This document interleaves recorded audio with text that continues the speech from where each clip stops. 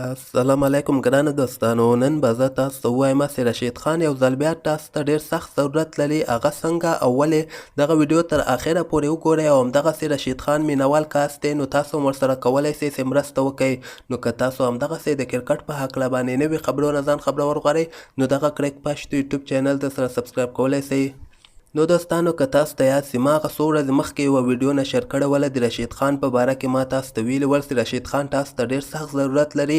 په هغه وخت کې د رشید خان مقابله سعید اجمل سره ترسره کېدله. په کرک انفو ویب سایټ کې یو پروګرام دوی شروع کړی، دغه مشهوره ویب سایټ د ما خو تاسو ته ویلی چې د کوم لوبغاړي مینوال زیات دي هماغه لوبغاړی کولی شي دغه مقابله وګټي.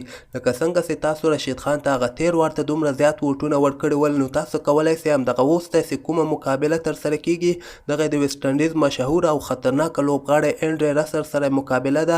او اوس که موږ وګورو رشید خان ډېر کم ووټونه ترلاسه کړي دي. زه به تاسو ته ووایم چې انډری رسل 50% ووټونه اخیستلي دي او همدغسې رشید خان بیا 43% ووټونه اخیستلي دي. نو که تاسو هم رشید خان سره مینه لرئ نو تاسو لاړ شئ هلته کرک انفو ویب سایټ ته لاړ شئ او زر تر زره ووټونه ورکړئ ځکه نن یې اخرنۍ ورځ ده او همدغه نن څومره کولی شئ ووټونه ورکړئ ځکه سبا پورې بیا دغه ووټونه ختمیږي. بیا دغسې که موږ وګورو د دغې نتیجه بیا اعلانېږي. نو همدغه نن ورځ ده تاسو سره څومره ووټونه هم چې کولی شئ تاسو به لاړ شئ کرک انفو ویب سایټ ته اول ته به د رشید خان دغه وګورئ 43% یې لیکلی ده په دغه باندې به کلیک وکړئ نو همدغسې تاسو رای به رشید خان ته ورسي.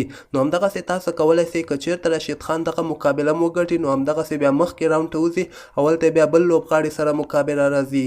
نو څنګه یې تاسو په وډو په وجه باندې رشید خان د پاکستان سعید اجمل نه دغسې مقابله وګټله او همدغسې تاسو ورته څومره ووټونه هم چې ورکولی شئ ووټونه ورکړئ چې رشید خان انډری رسل نه هم دغه مقابله وګټي.